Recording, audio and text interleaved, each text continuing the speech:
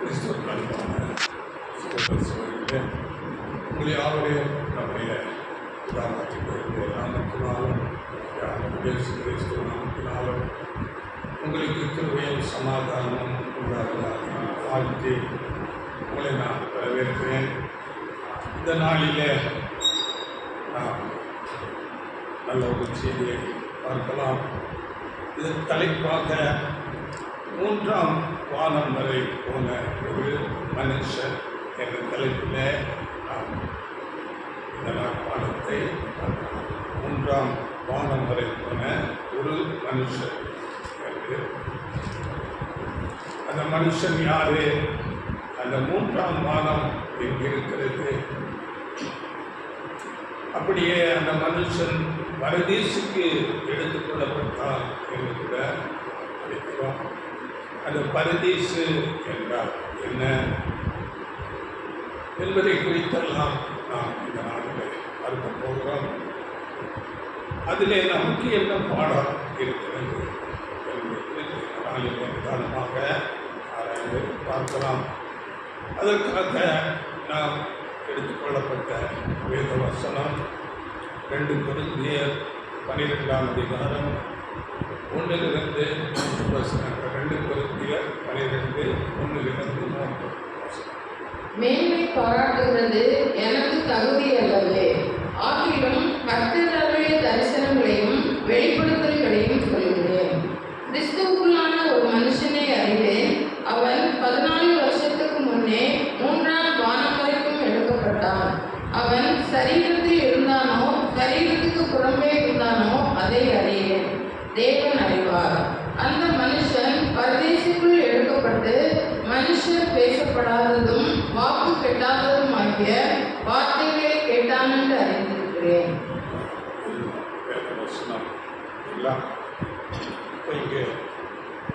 ஒரு மனுஷனை நான் அறிவேன் என்று பவுல் எழுதுகிறார். அந்த மனுஷன் 14 வருஷத்துக்கு முன்னே 3ஆம் வானம் வரைக்கும் எடுக்கப்பட்டான் என்று சொல்கிறார். அப்படி என்றால் இந்த 3ஆம் வானம் எங்கே இருக்கிறது என்று நாம் பார்க்கலாம். யார் அந்த மனுஷன்? முதலாவது பார்க்க போது ஒரு மனுஷன் என்று சொல்லுகிறார். இதே 7ஆம் வசனத்திலே அங்கே பேசும்போது அது எப்படி வருகிறது? அன்றியும் எனக்கு வெளிப்படுத்தப்பட்டவைகளுக்குரிய மேன்மை நிமித்தம் நான் என்னை உயர்த்தாதபடிக்கு என் மாம்சத்திலே ஒரு முள் கொடுக்கப்பட்டிருக்கிறது. என்னை நான் உயர்த்தாதபடிக்கு அது என்னை குட்டும் சாத்தானுடைய தூதனாயிருக்கிறது. இந்த 7ஆம் வசனத்தில் எனக்கு வெளிப்படுத்தப்பட்டவர்களுக்குரிய மேன்மை நிமித்தம் நான் என்னை உயர்த்தார். அப்படி என்றால் அப்போஸ்தலன் பவுல் தனக்கு வெளிப்படுத்தப்பட்ட அநேக காரியங்களை குறித்து தான் இங்கே பேசுகிறார். அது இந்த 11ஆம் அதிகாரத்திலிருந்தே பேசுகிறார் அவரை குறித்து. அப்படி என்றால் அவர் ஒரு மனுஷனை அறிவேன் என்று சொல்லுவது அவர் தன்னை குறித்தே அங்கே பேசுகிறார். ஏனென்றால் அவர் தன்னை மறைத்து அப்படியாக பேசுகிறார். ஒரு மனுஷனை அறிவேன் என்று. இது உண்மையான தேவனுடைய பிள்ளைகள் தங்களை அப்படியாக தாழ்த்துகிறதை நாம் இதில் அறிந்து கொள்ளலாம். தங்களை மேன்மைப்படுத்த மாட்டார்கள். எந்த மனுஷனும் தேவனுடைய பிள்ளைகள் தங்களை உயர்த்திக் கொள்ள மாட்டார்கள். இதை குறித்து நாம் அப்போஸ்தலன் யோவான் கூட ஆண்டவர் இயேசு கிறிஸ்துவோடு இருந்தவர் தனக்கு அன்பான சீசன் என்ற பெயர் அவர் கூட சொல்லும்போது அங்கே தன்னுடைய பெயரை குறிப்பிட்டு சொல்லாமல் அங்கே அவருக்கு கூட இருந்த அன்பான சீசன் என்று கூட அங்கே பேசுகிறார். அதனால் அவர் தன்னை குறித்து எங்கேயும் பேச மாட்டார். இதுதான் உண்மையான சபை மக்கள். ஆண்டவர் இயேசு கிறிஸ்து உண்மையான சீசர்கள் யாரும் தங்களை மறைத்துக் கொள்வார்கள். இதுதான் நாம் இந்த வசனத்தில் கற்றுக்கொள்ள வேண்டும். அப்போஸ்தலன் பவுல் அவர்தான் 14 வருஷத்துக்கு முன்னே அப்படியாக ஒரு தரிசனத்தை பார்த்திருக்கிறார். அது எப்படி என்றால், பவுல் சவுலாக இருக்கும்போது அங்கே அநேக தேவனுடைய பிள்ளைகளுக்கு எதிராக அநேக தீமைகளை செய்து அவர்களை பிடித்து அடித்து சிறைச்சாலையில் போட்டு அநேக துன்புறுத்தல்களை செய்து கொண்டு இருந்தார். அப்படி இருக்கும்போது அவர் தமஸ்கு என்ற பட்டணத்துக்கு அப்படியே தேவனுடைய பிள்ளைகளை அங்கே உபத்திரவத்துக்குள்ளாகும்படி போகும்போது அங்கே வானத்திலிருந்து ஒரு பெரிய ஒளி அவர் சுற்றி வளைத்து அவர் அங்கே தடுமாறி கீழே விழுந்து அவருடைய கண்கள் உண்டாக்கப்பட்டது. அப்பொழுது அங்கே ஒரு சத்தம், சவுலே சவுலே ஏன் என்னை துன்பப்படுத்துகிறார். இதெல்லாம் அப்போஸ்தலர் நடவடிக்கையில் 9ஆம் அதிகாரத்தில் வருகிறது. இந்த தரிசனம் அவருக்கு காண்பிக்கப்பட்ட பிறகு ஆண்டவர் இயேசு தன்னை குறித்து அங்கே அவருக்கு வெளிப்படுத்துகிறார். அதன் பிறகு அவர் முற்றிலும் அந்த இடத்திலிருந்து அவர் மாற்றமடைந்து ஆண்டவர் இயேசு கிறிஸ்துவுக்கு ஊழியக்காரனாக அங்கே மாறினார். அப்படியாக அவர் ஊழியத்தை துவங்குகிற காலத்தில் அவரை இயேசு சீசனுக்கு அநேகரால் ஏற்றுக்கொள்ள முடியாத ஒரு நிலையில் இருந்தார். ஏனென்றால் அவர் கிறிஸ்தவர்களை துன்புறுத்தி கொண்டு இருந்தார். அவர் அது எப்படி நம்மை துன்புறுத்தினவர் இப்பொழுது சாட்சியாக பிரசங்கிக்கிறார் என்று அவரை குறித்து பயந்து அவரை அநேகர் ஏற்றுக்கொள்ளாமல் இருக்கும்போது அவருக்கு இப்படிப்பட்டதான அநேக தரிசனங்களை தேவன் அவருக்கு காண்பித்திருக்கிறார். அதைத்தான் இங்கே சொல்கிறார். 14 வருஷத்துக்கு முன்னே 3ஆம் மாதம் வரைக்கும் எடுக்கப்பட்ட ஒரு மனுஷனை என்று சொல்லுகிறார். இப்போ நாம் இந்த தரிசனத்துக்குள்ளாக நாம் வரலாம். அங்கே 3ஆம் வானம் என்று சொல்லப்பட்டிருக்கிறது. அப்படி என்றால் இந்த 3ஆம் வானம் எங்கே இருக்கிறது என்று நாம் வேதத்திலிருந்து நிதானமாக ஆராய்ந்து பார்க்கலாம். பொதுவாக இந்த 3ஆம் வானம் என்று சொல்லும்போது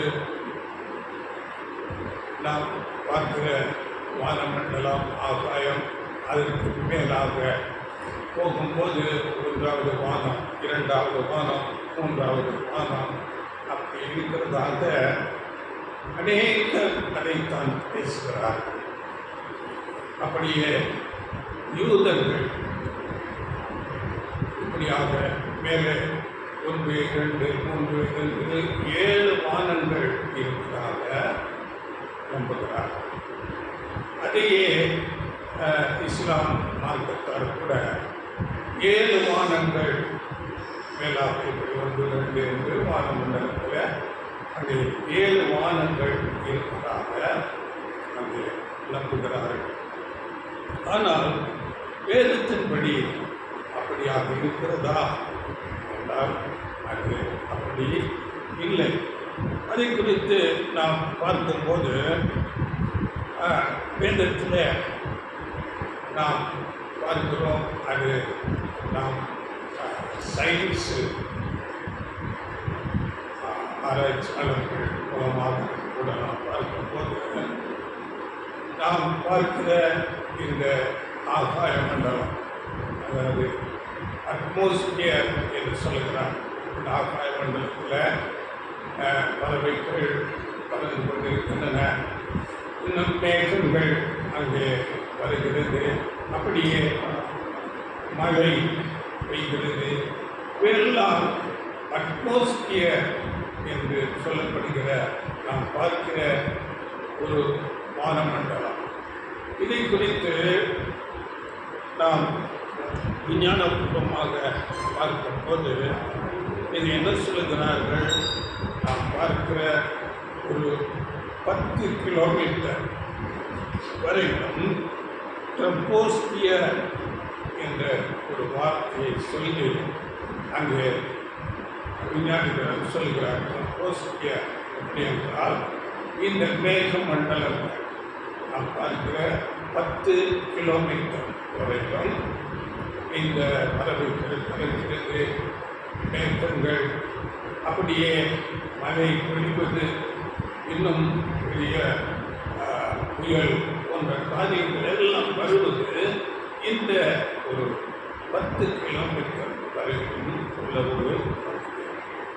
அப்படியே அதற்கு மேலாக பார்க்கும்போது 10 கிலோமீட்டரிலிருந்து 50 கிலோமீட்டர் வரையிலும் உள்ள தூரத்தை என்ன சொல்கிறார்கள் என்றால் ஸ்ட்ராட்டோஸ்பியர் என்று விஞ்ஞானிகள் சொல்கிறார். ஸ்ட்ராட்டோஸ்பியர் இது நாம் அறிந்திருக்கிறோம் ஓசோன் படலம் என்று நாம் அறிந்திருக்கிறோம். இந்த ஓசோன் படலம் இப்பொழுது ஓட்டையெல்லாம் விஞ்ஞானத்தில் அநேகர் பேசுவார்கள். அதனால அநேக பாதிப்புகள் மனுஷர்களுக்கு வருவதாக கூட அந்த ஓசோன் படலம் மனுஷர்களை பாதிக்காதபடி சூரியனிலிருந்து வருகிற அந்த கதிர்வீச்சுகள் பாதிக்காதபடி அங்கே ஒரு ஃபில்டர் பண்ணப்படுகிறது. அது நேரடியாக அந்த சூரிய வெளிச்சம் பட்டால் நம்முடைய சரீரத்தில் தோல் பகுதியில் அநேக பிரச்சனைகள், கேன்சர் போன்ற காரியங்கள் கூட வரும் என்று சொல்லுகிறார்.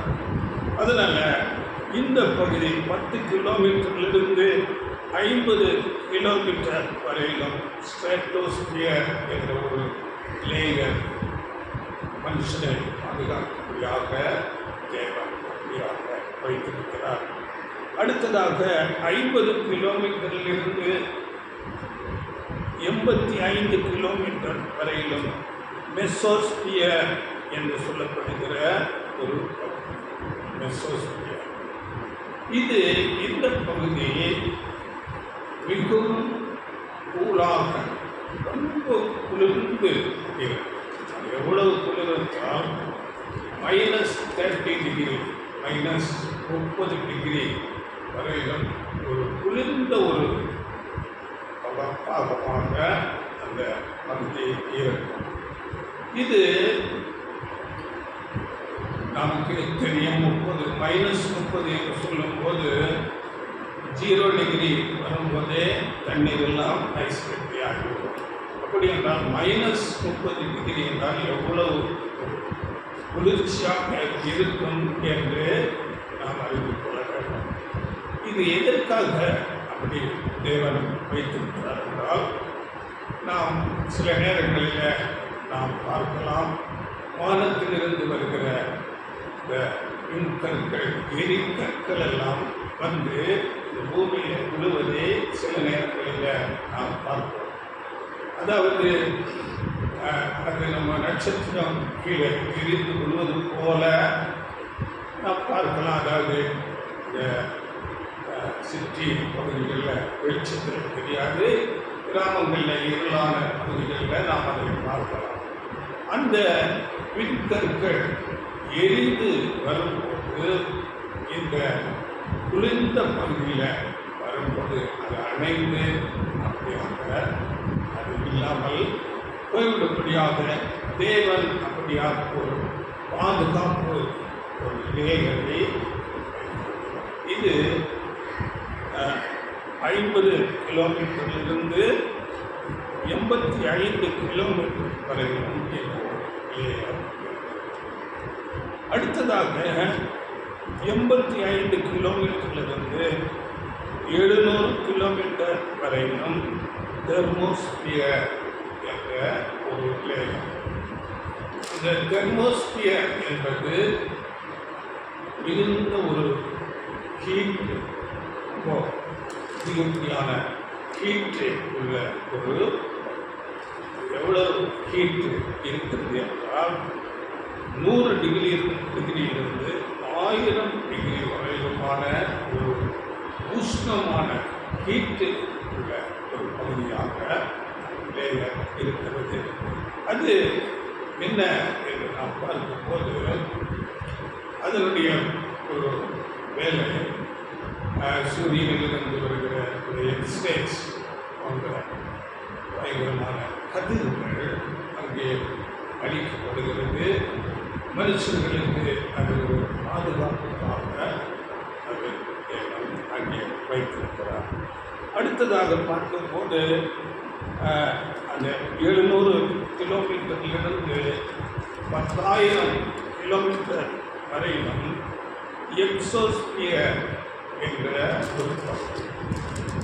இங்கேயும் அநேக வாயுக்கள் அது ஒரு பாதுகாப்புக்காக தேவன் அவைகளை வைத்திருக்கிறார்.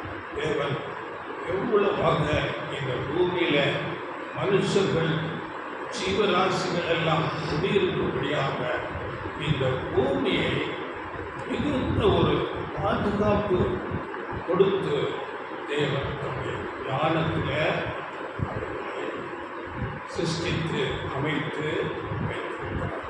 அதனால் தேவன் எவ்வளவு பெரியவர் என்பதை நாம் அறிந்து கொள்வதற்கு வானத்தை அண்ணாந்து பார்க்க வேண்டும்.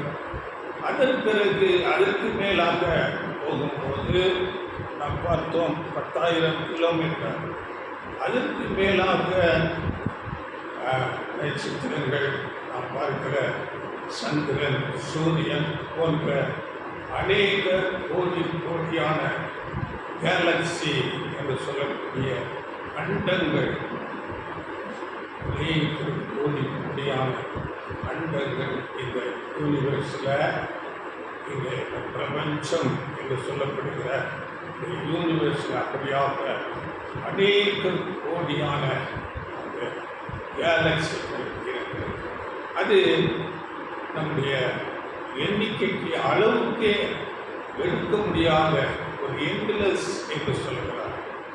அதை ஒரு அளவிலேயே எடுக்க முடியாது, அதன் எல்லையே தெரியாததாக இருக்கிறது என்று விஞ்ஞானிகள் சொல்லுகிறார்கள். அப்படி இருக்கும்போது எப்படி 1ஆம் வானம், 2ஆம் வானம், 3ஆம் வானம் என்று பிரிக்க முடியும்?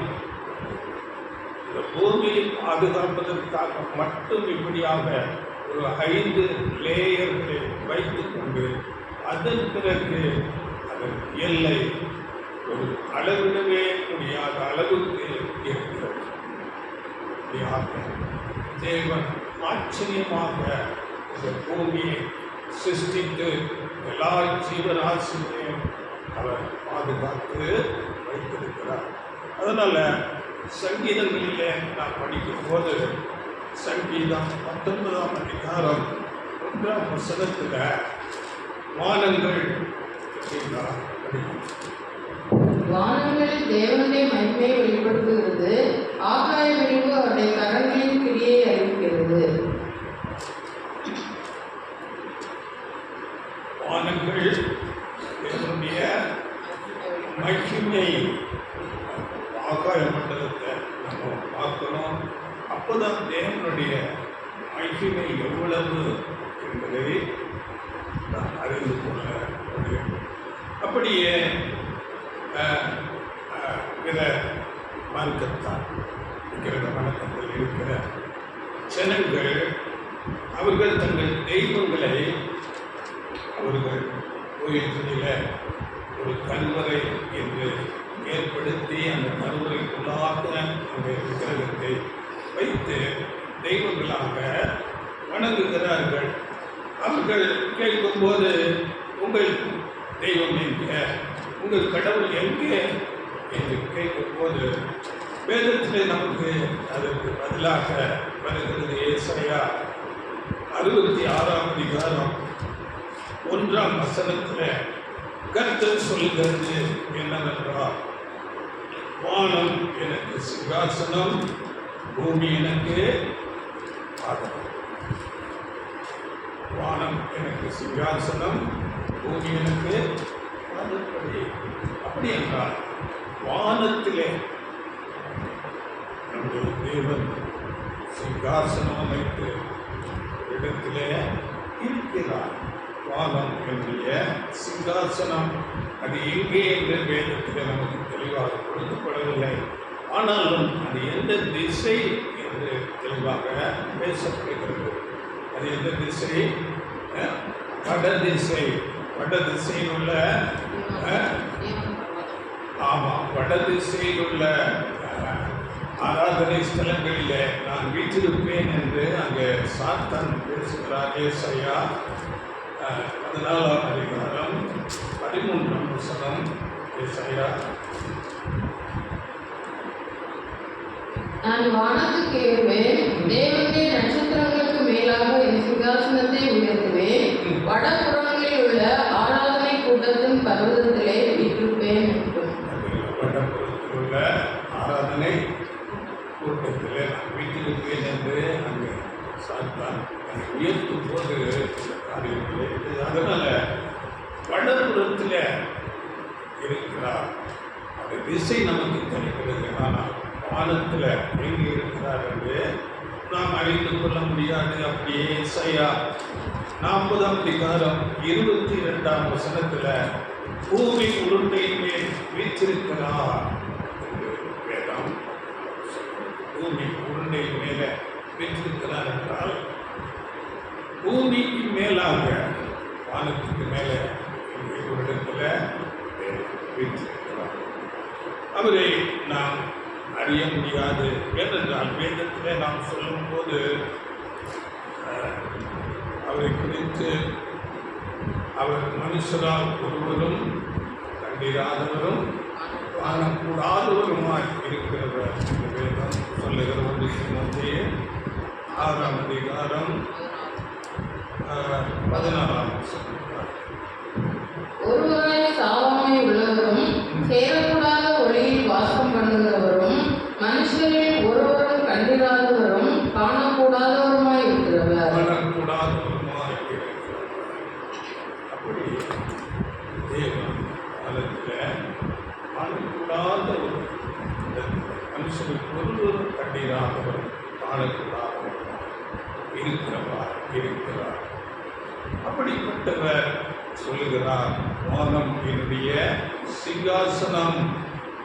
அப்படியே சங்கீதங்களில் நாம் 115ஆம் சங்கீதம் 1-3 வசனங்களில் நாம் படிக்கும் போது தேவன் பரலோகத்தில் இருக்கிறார் என்று அங்கே பதில்படுகிறது. 115 எங்களுக்கல்ல கர்த்தாவே, எங்களுக்கல்ல, உமது கிருபை நிமித்தமும் உமது சத்தியத்து நிமித்தமும் உம்முடைய நாமத்துக்கே மகிமை வரப்படணும். அவர்களுடைய தேவன் இப்பொழுது எங்கே என்று புறஜாதிகள் சொல்வானேன். நம்முடைய தேவன் பரலோகத்தில் இருக்கிறார், நமக்கு சித்தமான யாவையும் செய்கிறார். தேவன் பரலோகத்தில் இருக்கிறார். அவரே நமக்கு சித்தமான யாவற்றையும் செய்து கொண்டு. அதனால புறஜாதிகள் கேட்கும்போது நாம் தைரியமாக சொல்லலாம், நம்முடைய தேவன் இருக்கிறார். இருந்து சகலத்தையும் ஆளுகை செய்கிறவராக இருக்கிறார். அப்படி ஆண்டவரே இயேசு கிறிஸ்து கூட நமக்கு ஜெபம் செய்ய கற்றுக் கொடுக்கும் போது மத்தேயு 6:9 பரமண்டலங்களில் இருக்கிற எங்கள் பிதாவே என்று ஜெபிக்க கற்றுக் கொடுத்தார். அப்போ ஆண்டவர் இயேசு கூட நமக்கு நம்முடைய தேவன் பரலோகத்தில் வானத்துக்கு மேலாக இருக்கிறார் என்று சொல்லுங்கள். அப்படியே இன்னும் சில வசனங்கள் தேவன் எப்படி இருக்கிறார் என்று ஞானிகள், தேவனுடைய பரிசுத்தவான்கள் சொல்லும் போது அங்கே சாலமோன் ஞானி பழைய ஏற்பாட்டில் பெரிய ஆலயத்தை அங்கே கட்டுகிறார். நம்முடைய தேவன் பெரியவர். அதனால் அவருக்கு நாம் கட்டுகிற ஆலயம் மிகப்பெரியதாக இருக்க வேண்டும் என்று சொல்லிக்கொண்டு அவர் சொல்லும் போது வானங்களும் வானங்களும் கொள்ளாதவர் நான் கட்டின இந்த ஆலயத்திலே வாசம் பண்ணுவாரோ என்று சொன்னார். படிகள் அந்த வசனம் 1 ராஜாக்கள் 8ஆம் அதிகாரம் 27ஆம் வசனம்.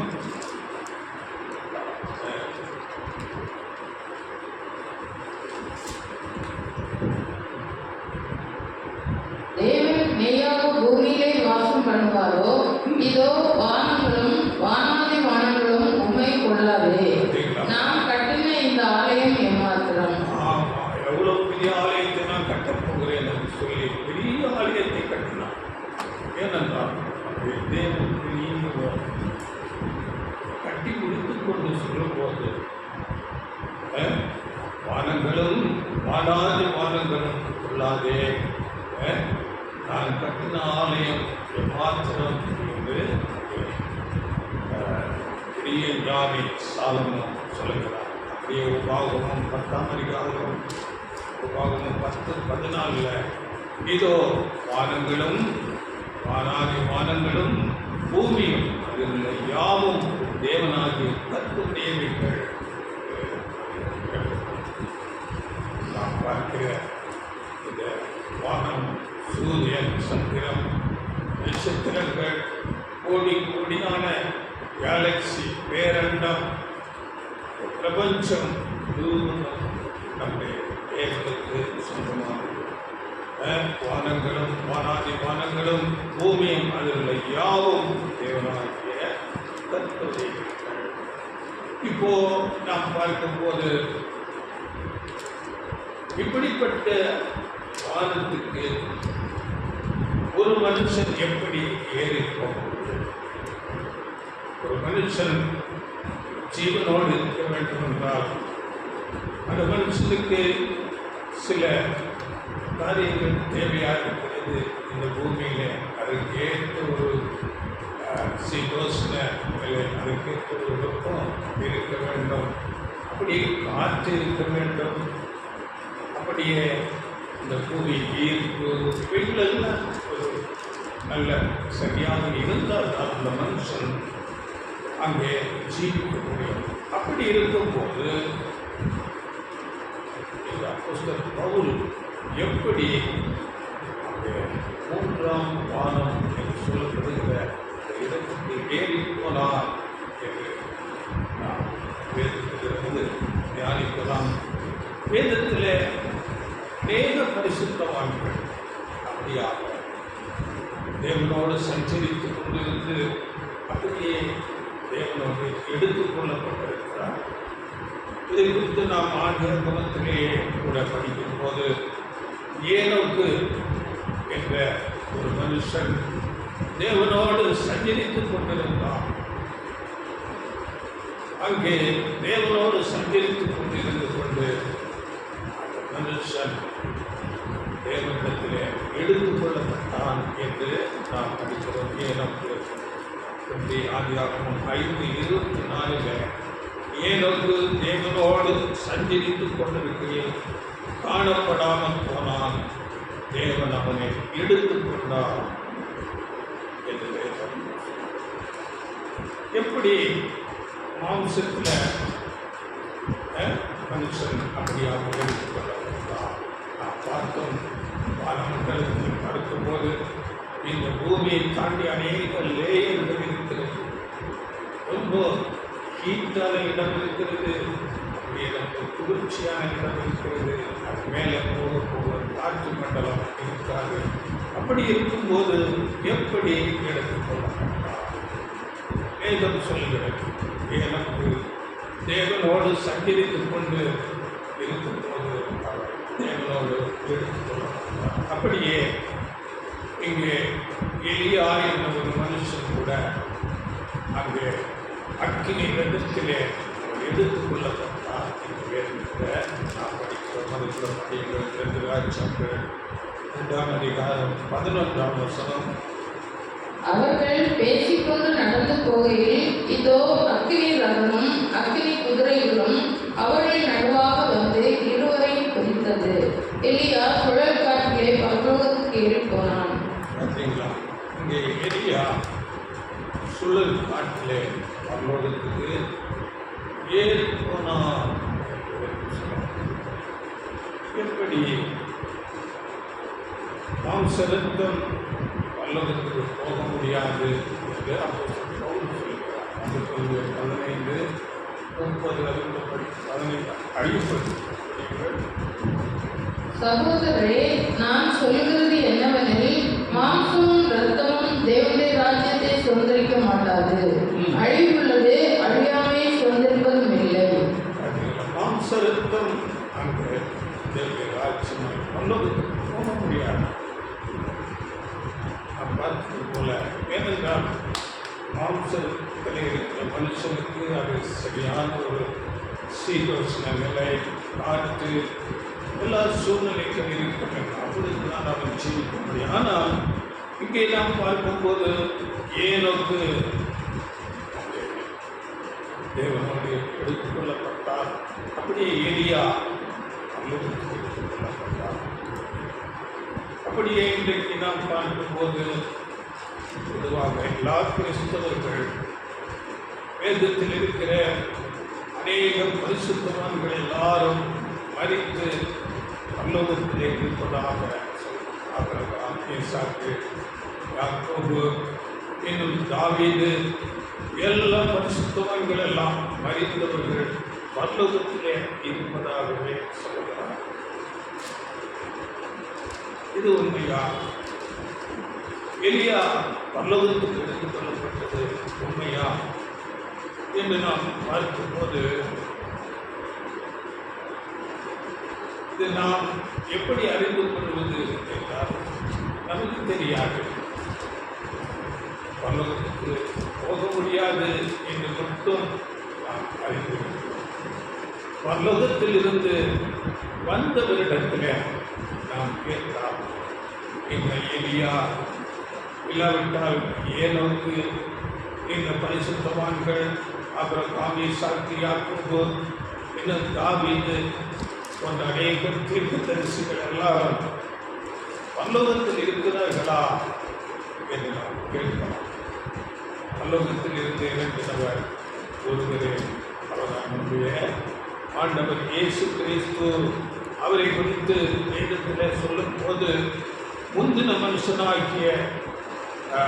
மனுஷன் பூமியிலிருந்து உண்டான மண்ணானவன், இரண்டாம் மனுஷன் வானத்திலிருந்து வந்த கர்த்தர் என்று ஆண்டவர் இயேசு கிறிஸ்துவை குறித்து அவர் வானத்திலிருந்து வந்தவர் என்று சொல்லுவது 15:47. முந்தின மனுஷன் என்றால் ஆதாம் மண்ணினால் உருவாக்கப்பட்டு மண்ணிலிருந்து வந்தோம். ஆதாம் சந்ததியாக நாம் எல்லாரும். ஆனால் இந்த மனுஷனாகி ஆண்டவர் இயேசு கிறிஸ்து வானத்திலிருந்து இறங்கி அவர் வந்து இந்த பூமியில அவர் நமக்கு ஒரு மாதிரியாக பாவம் நிறைந்த உலகத்தில் எப்படி வாழ வேண்டும் என்று நமக்கு வாழ்ந்து ஒரு முன்மாதிரியை காண்பித்து தேவ சித்தத்தின்படியே அவர் நம்மை பலியாக கொடுத்து மரித்து 3ஆம் நாளில் ஏறி போனார். இதை குறித்து கூட அப்போஸ்தலன் பேதுரு எழுதும் போது 1 பேதுரு 3ஆம் அதிகாரம் 22ஆம் வசனத்தில் அவர் பரலோகத்துக்கு ஏறி போனதை குறித்து அங்கு பேசப்படுகிற படிகள். அவர் பரலோகத்துக்கு போய் தேவனுடைய வலது பாரசத்தில் இருக்கிறார். தேவ தூதர்களும் அதிகாரங்களும் வல்லமைகளும் அவருக்கு கீழ்ப்பட்டிருக்கிறது. அவர் பரலோகத்துக்கு ஏறி போய் தேவனுடைய வலது பாரசத்தில் வைத்திருக்கிறார். எல்லா அதிகாரங்களும் அவருக்கு கீழ்ப்பட்டிருக்கிறது. அவரே வானத்திலிருந்து இறங்கி வந்தவர். அதன் பிறகு பூமியிலிருந்து பரலோகத்துக்கு. அப்படியே எபேசியர் 4ஆம் அதிகாரம் 10ஆம் வசனத்தில் கூட இறங்கினவரே எல்லாவற்றையும் நிரப்பத்தக்கதாக எல்லா வானங்களுக்கும் மேலாக உன்னதத்திற்கு கிறிஸ்து ஏறினவருமாக இருக்கிறார். இயேசுவை குறித்து எல்லா வானங்களுக்கும் மேலாக ஏறினவர் ஆண்டவர் இயேசு கிறிஸ்துவே. அதனால அவரிடத்தில் நாம் கேட்கும் போது இப்படியாக எலியா அங்கே பரலோகத்துக்கு வந்திருக்கிறாரா, இல்லாவிட்டால் ஏனோக்கு வந்திருக்கிறாரா? அது மாத்திரமல்ல, இன்றைக்கு இந்த உலகத்திலிருந்து அநேக ஊழியர்கள் நாங்கள் பரலோகத்துக்கு போயிட்டு வந்தோம் என்று பேசுகிறார். இதையெல்லாம் உண்மையா என்று நம்முடைய ஆண்டவர் இயேசுவிடத்தில் கேட்கும்போது ஆண்டவர் இயேசு சொல்கிறார், நீங்கள் யோவான் 3:13 பரலோகத்தில் இறங்குகிறவரும் பரலோகத்தில் இருக்கிறவருமான மனுஷகுமாரனே அல்லாமல் பரலோகத்துக்கு ஏறினவன் ஒருவனும் இல்லை. பரலோகத்திலிருந்து வந்து ஆண்டவர் இயேசு கிறிஸ்து அவர் மீண்டும் பரலோகத்துக்கு ஏறி போனார் என்று வேதம் அழகாக சொல்லிக்கொண்டு அந்த ஆண்டவர் இயேசு கிறிஸ்து சொல்லும் போது பரலோகத்திலே ஏறினவன் ஒருவனும் இல்லை. அப்படி என்றால் இந்த எலியா ஏனோக்கு அப்படியே இன்றைக்கு நாம் வேதத்தில் படிக்கிற அநேக பரிசுத்தவான்கள் அவனுக்காக தேவனுக்கு பிரியமான மனுஷன் தாவீது எல்லாரும் எங்கே இருக்கிறார்?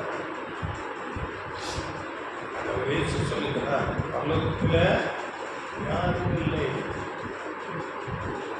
இதை நம்பாமல் இருக்க முடியுமா? அவர் ஒருவரே பரலோகத்திலிருந்து இறங்கி வந்தவர் பரலோகத்துக்கு இப்படி என்றார். வேதத்திலே இந்த எலியா பரிசுத்தவான்கள் எல்லாரும் எலியா கூட வானத்துக்கு எடுத்துக் கொள்ளப்பட்டார் என்று சில டிரான்ஸ்லேஷனில் சொல்லப்படும். தெலுங்கு இதில் ஆகாயத்துக்கு ஏறி போனார் என்று.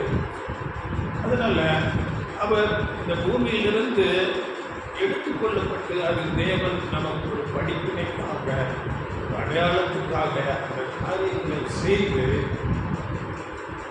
அவன் இன்னொரு இடத்துக்கு அங்கே போயிருக்கிறார். இவையெல்லாம் நமக்கு ஒரு படிப்பினைக்காக தேவன். அதனால பரலோகத்துக்கு ஒருவரும் போகவும் இல்லை. பரலோகத்துக்கு எப்போது போவார்கள் என்றால் ஆண்டவர் இயேசு கிறிஸ்து சொன்னார், யோவான் 14:3 நான் வந்து உங்களை என்னோடு நான் இருக்கும் இடத்திலே உங்களை கூட்டிக் கொண்டு போவேன் என்று ஆண்டவர் இயேசு கிறிஸ்து சொல்லுகிறார். அதனால இப்படியாக எலியா அங்கே வானத்துக்கு எடுத்துக் கொள்ளப்பட்டு அவர் வேறு எங்கேயோ அவர் இறங்கி இருக்கிறார். அப்படியே புதிய ஏற்பாட்டில் கூட ஒரு நிகழ்ச்சியை நாம் பார்க்க முடியும். பிலிப்பு என்ற ஒரு ஊழியக்காரன், இது 8ஆம் அதிகாரத்தில் அங்கே இருக்கிறது. அங்கே ஒரு எத்தியோப்பிய தேசத்து மந்திரி ஒருவன் அங்கே எருசலேமுக்கு வந்து அங்கே தொழுது கொண்டு அவன் தன்னுடைய ரதத்திலே மிகுந்த பக்தியோடு அந்த ஏசாயா தீர்க்கதரிசி எழுதின 53ஆம் அதிகாரம் இயேசு பாடு மரணங்களை குறித்து அங்கே படித்துக் கொண்டு போகிறார். பக்தி உள்ள மனுஷன். அந்த மனுஷனுக்கு அங்கே எழுதப்பட்டிருக்கிறவைகள் விளங்கவில்லை. அதை தேவன் அறிந்து அங்கே பிலிப்புவினிடத்தில் அங்கே பரிசுத்த ஆவியினாலே உணர்த்தப்பட்டு நீ போ, அந்த மனுஷன் அவன் தன்னுடைய ரதத்திலே பிரயாணப்பட்டு கொண்டிருக்கிறான், அந்த ரதத்தோடு ஓடி போய் அந்த ரதத்திலே ஏறிக்கொள், அவன் வேதத்தை படித்துக் கொண்டிருக்கிறான் என்று சொல்லும் போது அங்கே பிலிப்பு அந்த ரதத்துக்கு முன்னாக ஓடி போய் அதிலே ஏறிக்கொள்கிறார். ஏறிக்கொண்டு அங்கே என்ன பேசுகிறார் படிங்கள். 8ஆம் அதிகாரம் 35, 36. அப்பொழுது பிலிப்பு பேசத் தொடங்கி இந்த வேத வாக்கியத்தை முன்னிட்டு இயேசுவை குறித்து அவனுக்கு பிரசங்கித்தான். இவ்விதமாய் அவர்கள் வழிநடந்து போகையில் தண்ணீருள்ள ஒரு இடத்திற்கு வந்தார்கள்.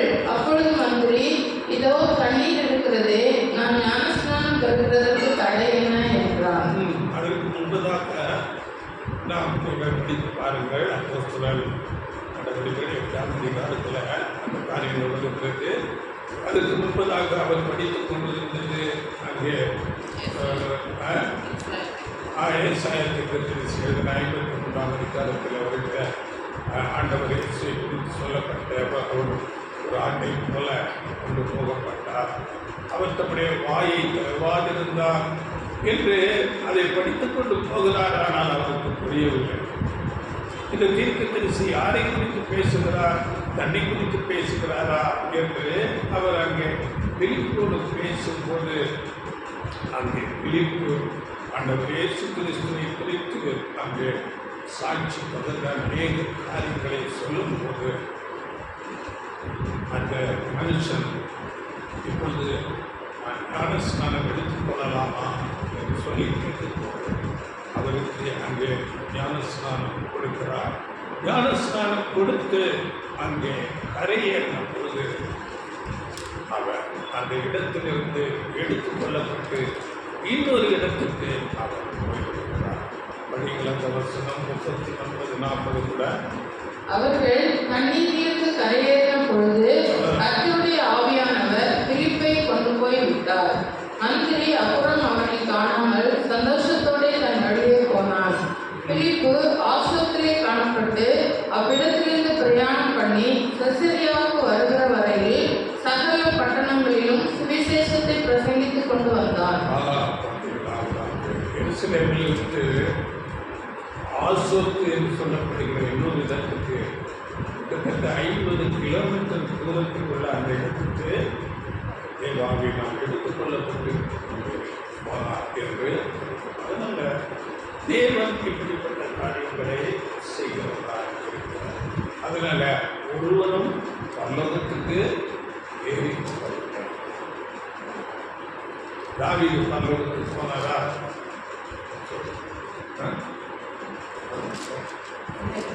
போலியா? ஏன் அப்படியா? ஆனாலும் அவர் தேவனுடைய இதயத்துக்கு ஏற்றவன் என்று சொல்லப்படுகிறது.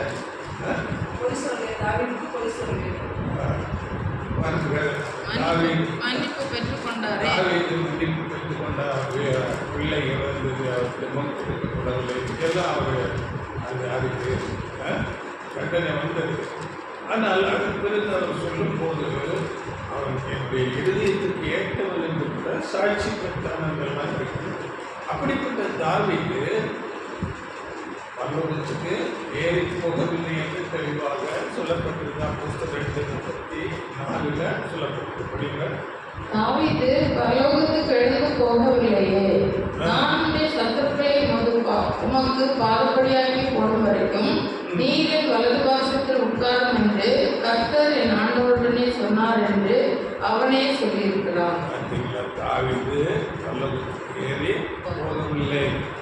அப்படியே ஆபிரகாம், ஈசாக்கு, யாக்கோபு எல்லா தீர்க்கதரிசிகள், பரிசுத்தவான்கள் ஒருவரும் பரலோகத்துக்கு போகவில்லை. எப்போ போவார்கள்? வேதத்தில் ஆண்டவர் இயேசு சொல்லும்போது யோவான் 14:3 நான் போய் உங்களுக்காக ஸ்தலத்தை ஆயத்தம் பண்ணின பின்பு நான் இருக்கிற இடத்திலே நீங்கள் இருக்கும்படி நான் மறுபடியும் வந்து உங்களை என்னிடத்திலே ஆண்டவர் இயேசு கிறிஸ்து 2ஆம் முறை வந்து அவர்களுக்காக காத்துக் கொண்டிருக்கிறவர்களே பரலோகத்துக்கு கூட்டிக் கொண்டு போவார் என்று. இப்போ நாம் அந்த பாடத்துக்கு வரலாம். அதாவது ஒரு மனுஷன் பார்த்தோம் 2 கொரிந்தியர் 12ஆம் அதிகாரம் 2ஆம் வசனத்தில் 3ஆம் வானம் வரைக்கும் எடுக்கப்பட்டார். என்றால் மூன்றாம் வானம் என்றால் நாம் பார்த்தோம். இந்த வானமண்டலத்தில் நேராக போனால் அது என்ன இருக்கிறது என்று சூரிய சந்திர நட்சத்திரங்கள் அதன் பிறகு எல்லை இல்லாத ஒரு வானம். அங்கே 1, 2, 3 என்று பிரிக்க முடியாது. இன்னும் சிலர், அதாவது நம்முடைய பெரிய ஊழியக்காரர்கள் என்று சொல்லப்படுகிற அநேக ஊழியர்கள், தீர்க்கதரிசிகள் என்று சொல்லப்படுகிறவர்கள் மூன்றாம் வானம் என்று இதை சொல்லுகிறார்கள். அதாவது இந்த முதல் வானம் என்பது நம்முடைய கண்ணுக்கு தெரிகிற இந்த மேக மண்டலம், இந்த பறவைகள் எல்லாம் பறக்கிற அந்த பிளேஸை முதல் வானம் என்று சொல்லுகிறார். இரண்டாவது வானம் என்றால் அங்கு சாத்தானும் விழுந்து போன தூதர்களும் இருக்கிற ஒரு இடம் என்று சொல்லுகிறார். அது நம்ம பேசியில் படிக்கிறோமே, வானமண்டலத்துக்குள்ள பொல்லாத ஆவிகளின் சேனைகள் என்று நம்ம படிக்கிறோம். அந்த சாத்தானின் அங்கே விழுந்து போன தூதர்கள் சாத்தான் எல்லாம் இருக்கிறது இரண்டாம் வானம் என்று சொல்லுகிறார்கள்.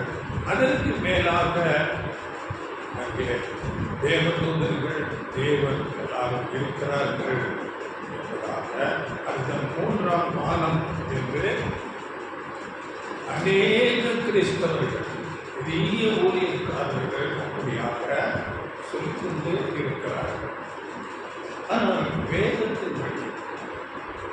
வேதத்தில் என்ன உண்மை, மூன்றாம் வானம் என்றால் என்ன என்று நாம் பார்க்கும் போது வேதத்தில் நாம் படிக்கலாம். 2 பேதுரு 3ஆம் அதிகாரம் 5, 6 வசனம். 2 பேதுரு 3ஆம் அதிகாரம் 5, 6 வசனங்கள். பூர்வ காலத்தில் தேவனுடைய வார்த்தையினாலே வானங்களும் ஜலத்திலிருந்து தோன்றி ஜலத்தினாலே நிலை கொண்டிருக்கிற பூமியும் உண்டாயின என்பதையும், அப்பொழுது இந்த உலகம் ஜலப்பிரளயத்தினாலே அழிந்தது என்பதையும் மனதார அறியாமல் இருக்கிறார்கள்.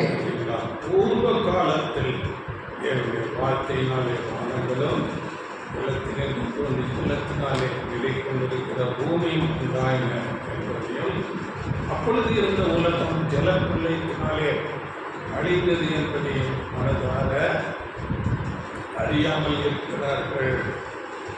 இது நமக்கு தெரியும். ஜலப்பிரளயத்தினால நோவா காலத்தில் அந்த உலகம் அழிந்து போயிட்டு, இது அநேகர் அறியாமல் இருக்கிறார்கள் என்று நாம் படிக்கிறோம்.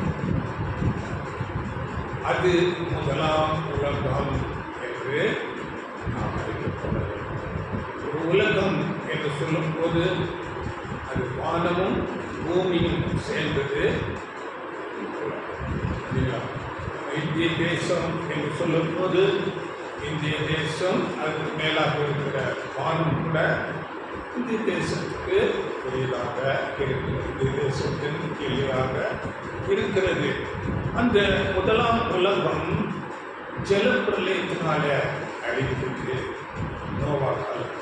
அதிலிருந்து நோவாவுடைய மனைவி, பிள்ளைகள், மருமகள் என்று 8 பேர் அங்கே காப்பாற்றப்பட்டார்கள். இது எவ்வளவு காலம் அந்த உலகம் இருந்தது என்று நாம் பார்க்கும்போது, இது மனுஷன் ஆதாம் சிருஷ்டிப்பிலிருந்து 1656 வருடங்கள் இருந்ததாக கணக்கிடுகிறார்கள்.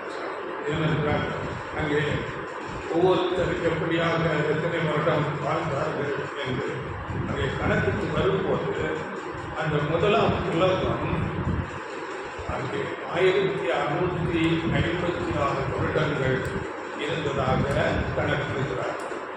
அந்த பாவம் அங்கே பெருக்கி அந்த உலகம் தேவனால் ஜலப்பிரளயத்தினால் அழிக்கப்பட்டது.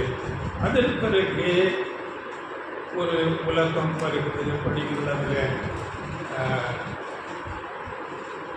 7. இப்பொழுது இருக்கிற வானங்களும் பூமியும் அந்த வார்த்தையினாலேயே அக்கினிக்கு இரையாக வைக்கப்பட்டு தேவ பக்தியில்லாதவர்கள் நியாயம் தீர்க்கப்பட்டு அழிந்து போகும் நாள் வரைக்கும் காக்கப்பட்டிருக்கிறது. இப்பொழுது இருக்கிற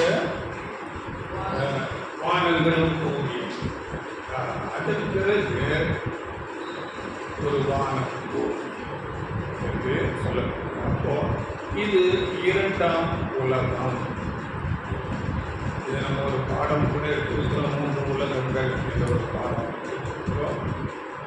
இது இந்த இரண்டாம் உலகம் அங்கே நோவா அவருடைய குடும்பம் அங்கே அவர்கள் மூலமாக இந்த உலகத்தில் சந்ததி பெருக்கி இன்று வரையிலும் அந்த உலகம் கண்டிப்பாக இருக்கிறது.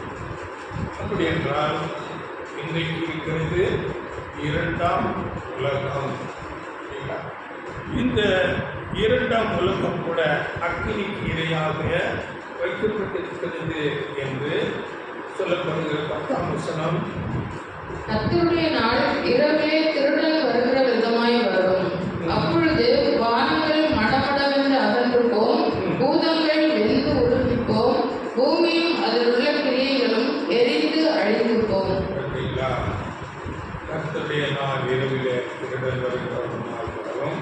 அப்பொழுது வானங்கள் மடமடைந்து அகன்று போம், பூதங்கள் வெந்து உருகிப்போம், பூமியும் அதில் உள்ள கிரியைகளும் எரிந்து அழிந்து போகும். இப்போ இந்த பூமி அக்னியினால அழிந்து போகும் என்று வானம் கூட மடமடவென்று அகன்று போம். அப்படி என்றால் வானம் எதை அடையாளப்படுத்துகிறது, இந்த பூமி எதை அடையாளப்படுத்துகிறது என்று நம்ம பார்க்கும் போது வானங்கள் நம்ம பிரசங்கி 1:4 இந்த பூமியோ என்றென்றைக்கும் இருக்கும் என்று சொல்லப்பட்டது. முதலாம் வானம் முதலாம் பூமி அங்கே நிலப்பிரளயத்தினால் அழிந்தது என்றாலும் இந்த பூமி அப்படியே இருந்தது. இந்த பூமியில் திருப்பி சந்ததி உருவாக்கி, அப்படி என்றால் முதலாம் வானம் முதலாம் பூமி அழிந்ததென்றால் அந்த வானத்திலே யார் இருந்தார்கள் என்று பார்க்கும்போது இது நமக்கு ஆச்சரியமாக இருக்கும். அதாவது எபிரேயர் 2:5 ஒரு வசனம் இருக்கிறது. எபிரேயர் இனிவரும் உலகத்தை குறித்து பேசுகிறோமே, அதை அவர் தூதர்களுக்கு கீழ்ப்படுத்தவில்லை. இனிவரும் உலகம் என்று அங்கே பேசப்படுகிறது. அப்போ இனிவரு உலகம் வருகிறது, அதை நான் தூதர்களுக்கு கீழ்ப்படுத்தவில்லை. அப்படி என்றால் இதற்கு முற்பதாக இருந்த உலகம் தூதர்களுக்கு கீழ்ப்படுத்தப்பட்டு முதலாம் உலகம் வானம் என்று சொல்லப்படுகிறதே அது தேவ தூதர்களுக்கு அங்கே கொடுத்திருக்கிறார். தேவ தூதர்கள் மனுஷர்களை நல்வழிப்படுத்தும்படியாக தேவன் அனுமதித்திருக்கிறார். அப்படி என்றால் வானம் என்றால் கண்ணுக்கு தெரியாத ஒரு அதிகாரம், வல்லமையை பேசும். முதலாம் உலகம் வானம் பூமியும் அழிந்தது என்றால் வானம் என்றால் அந்த தூதர்களுடைய அதிகாரம், வல்லமை அங்கே அழிக்கப்பட்டது. அங்கே பூமி அழிந்து போயிடுச்சுன்றால் அந்த பூமியில் இருந்த ஜனங்கள் அவருடைய கிரிகள் எல்லாம் எரிந்து அழிந்து போயிற்று. அப்படியே இந்த இரண்டாம் வானம் பூமி அக்கினிக்கிரியாக பூமியில இருக்கிற எல்லா தீமையான காரியங்கள், மனுஷனுடைய எல்லா செயல்பாடுகள் நாம் பார்க்கிறோம். 4 காரியங்கள், அதாவது இந்த பூதங்கள் வெந்து உருகிப்போம் என்று சொல்லும்போது அங்கே இங்கிலீஷில் எலிமெண்ட்ஸ் என்று சொல்லப்படுகிறது. அதாவது மனுஷனால் ஏற்படுத்தப்பட்ட எல்லா நிர்வாக காரியங்கள், அரசியல், பொருளாதாரம், சமுதாய அமைப்பு, மதம் போன்ற எல்லா அமைப்புகளும் அங்கே எரிந்து அழிந்து போகும். பூமி அதில் உள்ள கிரியைகளும் எரிந்து மனுஷனுடைய எல்லா காரியங்களும் மனுஷனும் அழிந்து அக்னியினால் அழிந்து போகிறார். இதைத்தான் இங்கே சொல்லப்பட்டு, இங்கே வானம் என்று சொல்லும் போது இப்பொழுது இருக்கிற பொருளாக உலகத்தை பிரபஞ்சத்தின் அதிபதி விழுந்து போன தூதர்கள் அதிகாரத்தை வானம் என்பது அடையாளம். இந்த சாத்தான் அவருடைய தூதர்கள் எல்லாம் இந்த உலகத்தில் இந்த உலகம் அழிய போகும் அவர்கள் கட்டப்படுவார்கள். அதுதான் இந்த மடம் என்று அகன்று போவோம். இந்த பூமி அதன் கிளைகள் எல்லாம் எரிந்து அழிந்து போவோம். இதை நம்ம செப்பனியா என்ற தீர்க்க தரிசன புஸ்தகத்தில் 1ஆம் அதிகாரம் 18ஆம் வசனத்தில் அவருடைய எரிச்சலின் அக்னியினால் தேசமெல்லாம் அழியும் என்று தீர்க்க தரிசனமாக சொல்கிறார். இந்த உலகம் பெரிய அழிவுக்கு போகிறதாக இருக்கிறது. இதுதான் 2ஆம் உலகம். அடுத்தது 3ஆம் உலகம் பற்றி 13ஆம் வசனம் 2 பேதுரு 3:13. அவருடைய வாக்குத்தத்தத்தின்படியே நீதி வாசமாயிருக்கும் புதிய வானங்களும் புதிய பூமியும் உண்டாகும் என்று காத்துக்கொள்ளும். புதிய வானம் புதிய பூமி, இதுதான் 3ஆம் உலகம். அந்த உலகத்தில் நீதி வாசமாயிருக்கும்.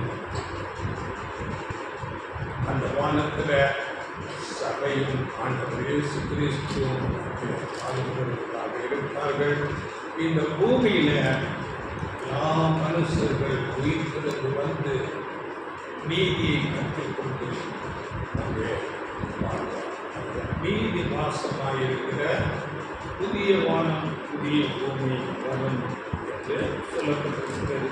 அதனால் ஆண்டவர் இயேசு கிறிஸ்து கூட அவர்களுக்கு சொல்லும்போது வானமும் பூமியும் ஒளிந்து போகும், வார்த்தைகளோ ஒளிந்து போவதில்லை என்று ஆண்டவர் இயேசு சொல்றார். இங்கே 3ஆம் வானம் என்று சொல்லுவது அங்கே நீதி வாசமாயிருக்கிற புதிய வானம் புதிய பூமி. இதை குறித்து இன்னும் ஒரு இடத்துல சொல்லும்போது அப்போஸ்தலர் 3ஆம் அதிகாரம் 19 வசனம் அப்போஸ்தலர் 3:19-21. ஆனபடியினாலே கர்த்தருடைய சன்னிதானத்திலிருந்து இளைப்பாறுதலின் காலங்கள் வரும்படிக்கும் முன்னே குறிக்கப்பட்ட இயேசு கிறிஸ்துவை அவர் உங்களிடத்தில் அனுப்பும்படிக்கும் உங்கள் பாவங்கள் நிவர்த்தி செய்யப்படும் பொருட்டு நீங்கள் மனம் திரும்பி குணப்படுங்கள். உலக தோற்றம் முதல் தேவன் தம்முடைய பரிசுத்த தீர்க்கதரிசிகள் எல்லாருடைய வாக்கினாலும் உரைத்தவைகள் எல்லாம் நிறைவேறி தீரும் காலங்கள் வருமளவும் பரலோகம் அவரை ஏற்றுக்கொள்ள வேண்டும். சொல்லும்போது இளைப்பாறுதலின் காலங்கள் வருகிறதாய், அதாவது இங்கிலீஷில் சொல்லும்போது டைம்ஸ் ஆஃப் ரிஃப்ரெஷிங். ஒரு இளைப்பாறுதலின் காலம் வருகிறது. அதுதான் நீதி வாசமாய் இருக்கிற ஒரு உலகம். அப்படியே ரெஸ்டிடியூஷன், இங்கிலீஷில் ரெஸ்டோரேஷன் என்று சொல்லப்படும். டைம்ஸ் ஆஃப் ரெஸ்டோரேஷன் என்று சீர்திருத்துதலின் காலம். அந்த உலகத்தில் அநீதி எல்லாம் நீக்கப்பட்டு நீதி வாசமாயிருக்கும் புதிய உலகமாக இருக்கும். அங்கே 21ஆம் வசனத்தில் தீர்க்கதரிசிகள் எல்லாருடைய வாக்கினாலும் நிறைவேறும் காலம். எல்லா தீர்க்கதரிசிகள் மூலமாக இந்த 3ஆம் உலகத்தை பற்றி பேசுகிறார். இங்கே பேதுரு பேசுகிறார். அப்படியே இங்கே அப்போஸ்தலர் நடவடிக்கையில் அங்கே பேசப்படுகிறது. அப்படியே யோவான் பேசுகிறார். அப்படியே ஏசாயா தீர்க்கதரிசி பேசுகிறார். ஏசாயா சொல்லும்போது ஏசாயா 65:17 ஏசாயா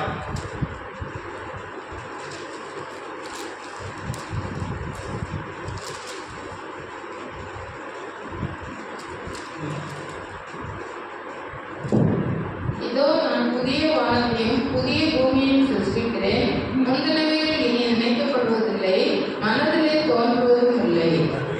புதிய வானம் புதிய நீதி வாசமாயிருக்கிற ஒரு வானம் பூமி அதை நான் சிருஷ்டிக்கிறேன் என்று சொல்கிறார். அப்படியே யோவானில் கூட படிக்க வேண்டாம். யோவான் 21ஆம் அதிகாரம் 5ஆம் வசனத்தில் அங்கே நீதி வாசமாக இருக்கிற புதிய வானம் புதிய பூமி என்று சொல்லப்படுகிறது. அதனால இப்படிப்பட்ட தீர்க்கதரிசிகள் எல்லாரும் சொன்னவைகள் எல்லாம் நிறைவேறுகிற அந்த காலம்தான் அந்த அந்த 3ஆம் வானம் 3ஆம் பூமி. அப்படியே ஏசாயா 66:22 கூட நான் படைக்கப் போகிற புதிய வானமும் புதிய பூமியும் எனக்கு முன்பாக நிற்பது போல உங்கள் சந்ததி நிற்கும் என்று கர்த்தர் சொல்லுகிறார். அப்போ தீர்க்கதரிசி மூலம் சொல்கிறார், நான் படைக்கப் போகிற புதிய வானம் புதிய பூமி, இதுதான் 3ஆம் உலகம் வானம் பூமி. அப்போ இங்கே அப்போஸ்தலன் பவுல் சொல்லுவது, நான் 3ஆம் வானம் வரைக்கும் எடுத்துக் கொள்ளப்பட்டேன் என்று சொல்லுகிறார் என்றால், அப்போஸ்தலன் பவுல் கண்டது அந்த ஒரு தரிசனம் ஆண்டவர் இயேசு கிறிஸ்துவுக்கு பிறகு கிபி 35 40 இந்த வருடங்களில் இருக்கிறார்.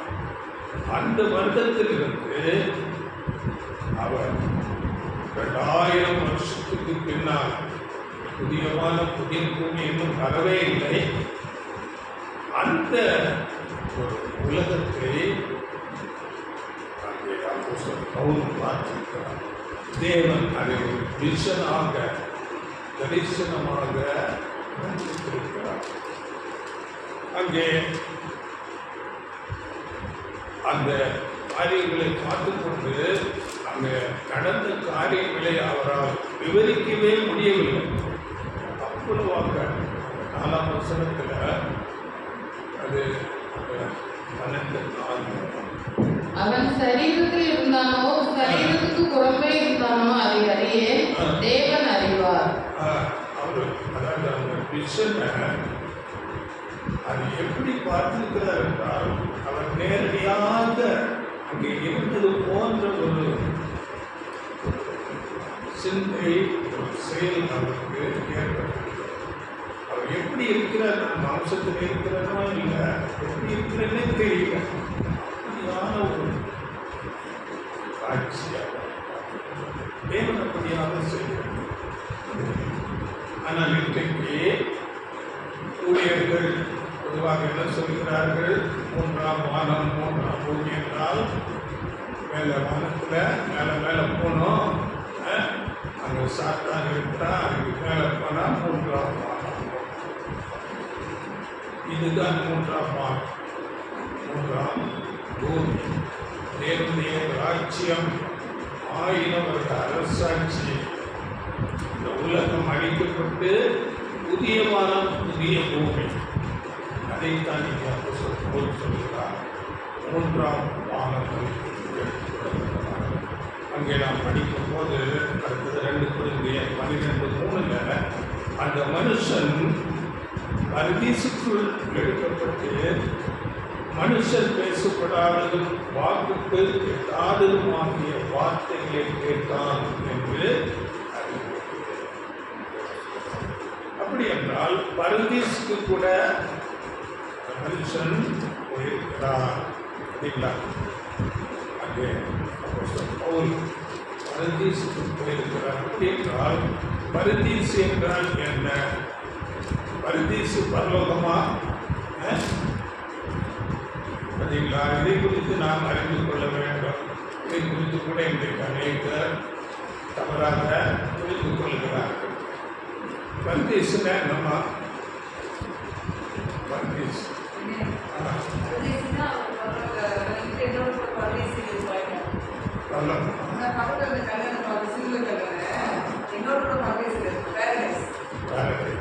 பரதீசு பரலோகம் இல்லை?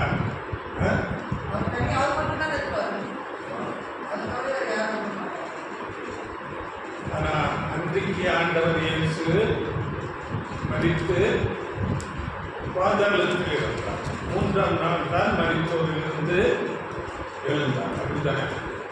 அது கள்ளன் என்ன கேட்கிறான், அதாவது ஆண்டவரை என்னுடைய ராஜ்யத்தில் வரும்போது அடியேனை நினைத்தருளும் அப்படிதான் சொல்லி கேட்கிறார். ஆண்டவர் இயேசு என்ன சொல்றாரு?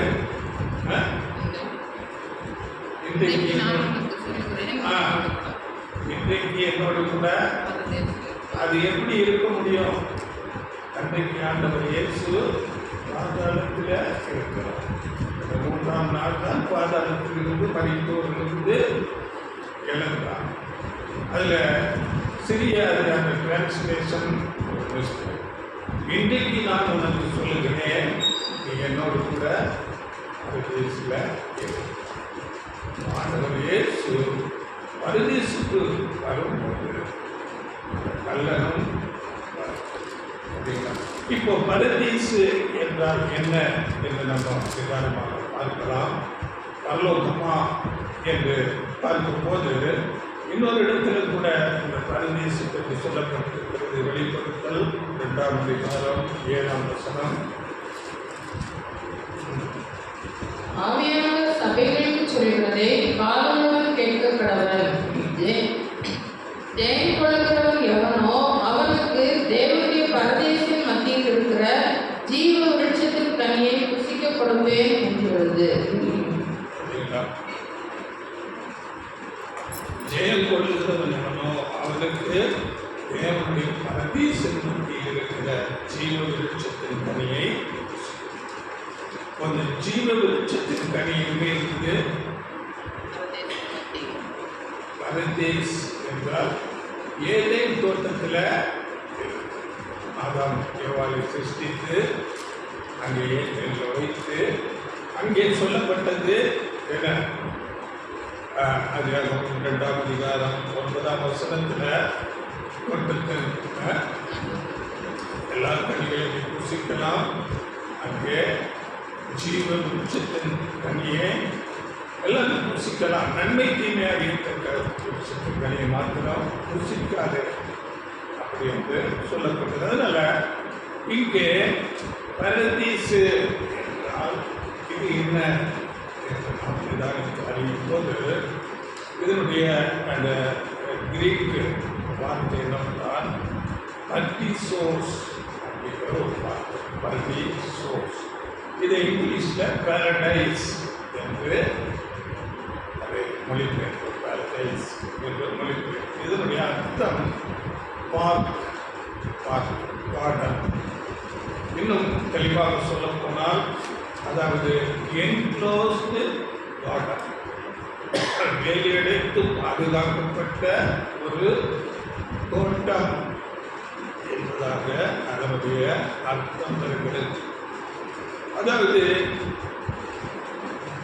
ஒரு தோட்டம், பார்க் என்பதுதான் பேரடைஸ் என்று அர்த்தம். அங்கே ஆதாம் ஏவாளை சிருஷ்டித்து அப்படிப்பட்டதாக தோட்டத்தில் தேவன் வைத்தார். அங்கே கீழ்ப்படியாமல் போகும்போது அவர்கள் தோட்டத்தை விட்டு துரத்தப்பட்டார்கள்.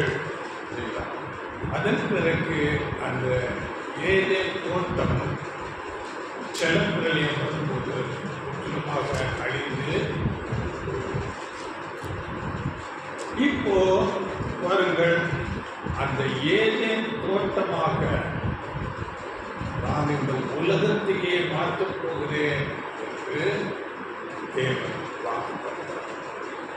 நான் படைக்கப் போகிற புதிய வானம், புதிய பூமி, இந்த பாவம் நிறைந்த உலகத்தை ஆண்டவர் இயேசு கிறிஸ்து 2ஆம் முறைக்கு வந்து உலகத்தை அழித்து போட்டு இந்த உலகத்தையே சீர்படுத்தப்படுகிறார். தன்னுடைய ஏசாயால படிக்கும் போது அதாவது என் பாதஸ்தானத்தை நான் மகிமைப்படுத்துவேன் என்று சொல்கிறார். ஏசாயா 60:13. என் பாதஸ்தானத்தை மகிமைப்படுத்தும், என்னுடைய சிங்காசனம் பூமியனுடைய பாதப்படி, இந்த பாதப்படியாகிய பாதஸ்தானத்தை நான் மகிமைப்படுத்துவேன் என்று. அப்படியே இந்த பூமி ஒரு ஏதேன் தோட்டம் போல மாறப்போகிறது. ஆண்டவர் இயேசு கிறிஸ்து வந்து இரண்டாம் முறை வரப்போம். இந்த உலகம் அப்படியாக மாறப்போகிறது. நாம் படிக்கும்போது இந்த ஏதேன் பற்றி இன்னொரு இடத்துல சொல்லப்படுகிறது. அதாவது சாத்தான் அந்த பாதுகாப்புக்காக வைக்கக்கூடிய எசேக்கியேல்ல 28ஆம் அதிகாரம் 13ஆம் வசனத்தில் இந்த ஏதேன் தோட்டம் கூட அந்த பேசப்பட்டு சொல்லியிருக்கிறார்.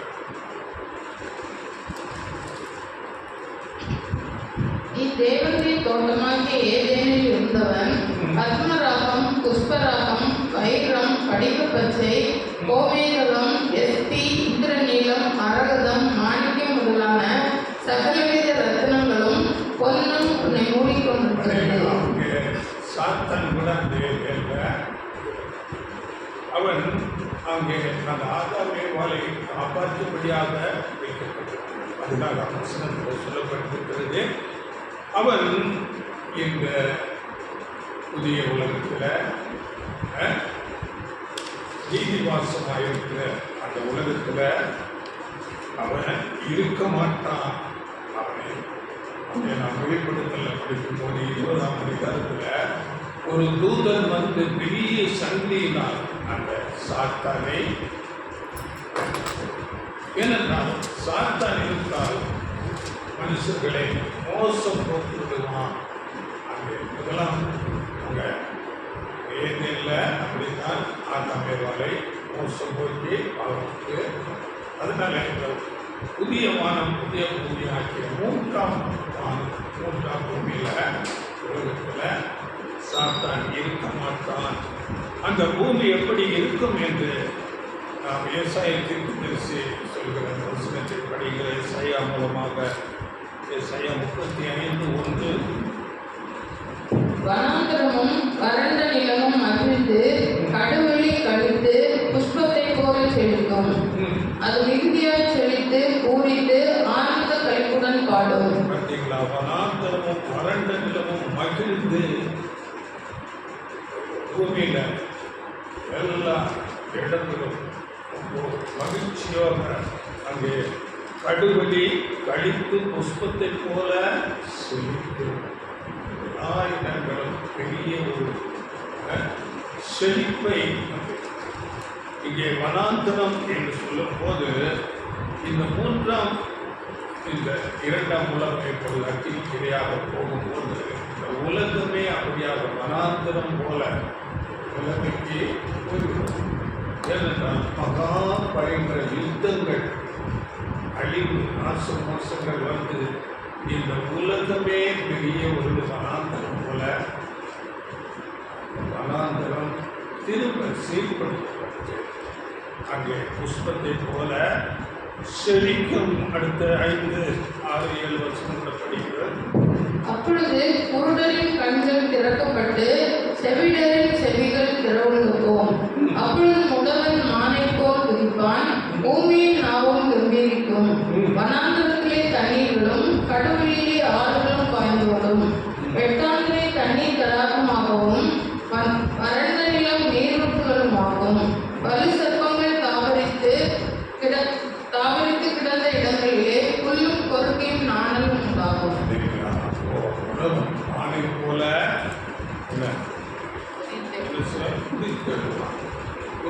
கண்கள் இதெல்லாம் ஆவிக்குரிய ஒரு அர்த்தம். இன்றைக்கு நாம் எவ்வளவாக சத்தியம் சொன்னாலும் அவர்கள் கண்கள் குருட்டுத்தனமாக இருக்கும். அவர்கள் தேவனுடைய நீதியில் நடக்க முடியாது. அப்படிப்பட்ட நிலையிலிருந்து எல்லாம் மாற்றம். ஏனென்றால் சாத்தான் அங்கே கட்டப்பட்டிருப்பான். அங்கே பெரிய செழிப்புண்டாகும். புதிப்பான் வனாந்தரத்திலே தண்ணீர் தடாகம் உண்டாகும். இப்படியாக அந்த உலகம் முழுவதும் ஒரு ஏதேன் தோட்டம் போல தேவன் மாற்றுவார்.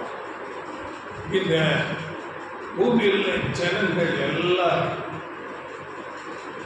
பெரிய ஆசமோசத்தினால் அழிந்து போயிருப்பார்கள். அவர்கள் எல்லாரும் திரும்பும் அவர்கள் தங்கள் வரிசைகளின்படி உயிர்த்தெழுவார்கள். உயிர்த்தெழுந்து வருவார்கள். அப்பொழுது அந்த திருடன் கூட, இதுதான் அந்த சொன்னது, அந்த திருடனத்துல நான் உனக்கு சொல்லுகிறேன், நீ என்னோடு கூட பரதீசு இருப்பாய்தான் தேவனுடைய ராஜ்யத்தில் ஆண்டவர் இயேசு வந்திருக்கும் போது ராயனோட அரசாட்சியில் எல்லாரும் போல அந்த திருடன் கூட வீட்டிலிருந்து வந்து ஆண்டவர் இயேசு அவரை ஞாபகத்தில் வைத்து அவருக்கு ஒரு அங்கே செய்வார். இதுதான் அங்கே ஆண்டவர் இயேசு அந்த திருடனுக்கு சொன்னது. அடுத்தது நாம் பார்க்கும் போது 2 கொரிந்தியர் 12ஆம் அதிகாரம் 3ஆம் வசனம். அங்கே அந்த மனுஷன் பரதேசத்தில் எடுக்கப்பட்டு மனுஷர் பேசப்படாததும் வாக்கு கெட்டாததும் ஆகிய வார்த்தைகளை கேட்டான் என்று அறிந்திருக்கிறேன். மனுஷன் பேசப்படாததும் வாக்குக்கு எட்டாததும் ஆகிய வார்த்தைகளை கேட்டான் என்று, இது என்ன, அங்கு அவர் என்ன என்று அவருக்கு விவரித்து அதை சொல்ல தெரியவில்லை. அது அவ்வளவாக அந்த உலகம் அதனுடைய மேன்மை மகத்துவம் இருந்தது. அதை தேவன் சொல்லாதபடி அதை மறைத்து விட்டார். ஏனென்றால் பாருங்கள், அந்த நாளிலே அங்கே சீசர்களுக்கு கொடுக்கப்பட்டது என்னவென்றால், நீங்கள் எல்லாரும் உலகம் முழுவதிலும் சென்று சுவிசேஷத்தை பிரசங்கியுங்கள். இது கட்டளை. இங்கே இப்படி ஒரு 1000 வருடம் வருகிறது. ஆண்டவர் இயேசு எல்லாவற்றையும் புதிதாக்கப் போகிறார். எல்லா ஜனங்களும் சத்தியத்தை அறியப் போகிறார்கள். நீதி வாசமாயிருக்கிற ஒரு உலகம் வரப்போகிறது என்று அதை அன்றைக்கு அப்போஸ்தலர் பவுல் அதை பேசியிருந்தார். அன்றைக்கு இருந்த சீசர்கள், தேவனுடைய பிள்ளைகள் இந்த சுவிசேஷத்தை பிரசங்கிக்காமல் இனியும் அந்த உலகத்திலே எல்லாரும் வந்துவிடுவார்கள் என்று இருந்து விடுவார்கள். அதனால் இந்த காரியத்தை அப்படியே பேசாமல் அதை மறைக்கப்பட்டார். அதனால தேவ திட்டம் உலகம் முழுவதிலும் சுவிசேஷம் பிரசங்கிக்கப்பட வேண்டும். சுவிசேஷம் பிரசங்கிக்கப்பட்டு அந்த வார்த்தைகளை கேட்டு விசுவாசித்து இந்த பாவம் நிறைந்த இருந்தால் உலகத்தில் ஒரு சிறு மந்தை தேர்ந்தெடுக்கப்பட வேண்டும்.